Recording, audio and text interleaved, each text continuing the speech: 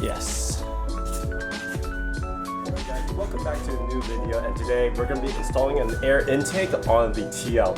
So the reason why I got an intake was because my OEM one looks like everything is there, but once you reach the fender liner, it's not there. So that the reason why the bottom portion of the intake of mine is missing is because the previous owner made these a custom headlight, so there's a lot of wiring, and he placed them right there. So the bottom portion of the intake can't be placed or mounted for any sorts of reason. So I just decided just to get the aftermarket intake.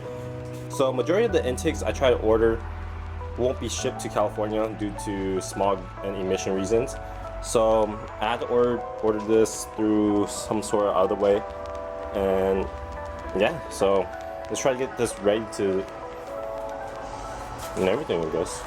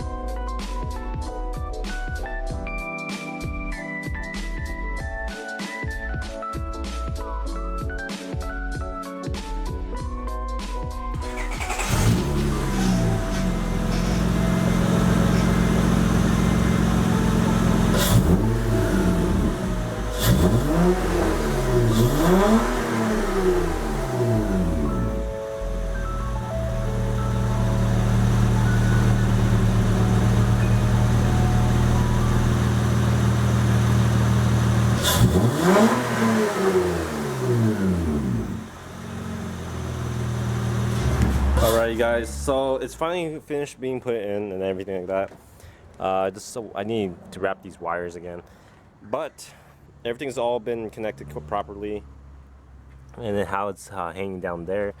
Pretty sure you guys can see through here. Yeah.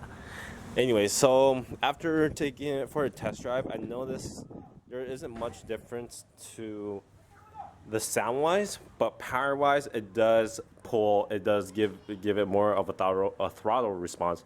So in my opinion, it's worth to get an intake if you guys wanted that, you know, a little bit extra speed, add on bolt on mods. But as in for sound wise, for like if you want to make your car sound good, I'll just leave it stock. Thanks for watching guys, and I hope you guys enjoyed this little quick install of the intake. And if you guys are in San Jose or around the Bay Area and you guys are heading down to hot import nights, my car is registered for hot import nights. So I'll see you guys probably there, depending if you guys go. So if you guys see me, feel free to say hi, and who knows. All right, you guys, so I'll be right to it. So peace out.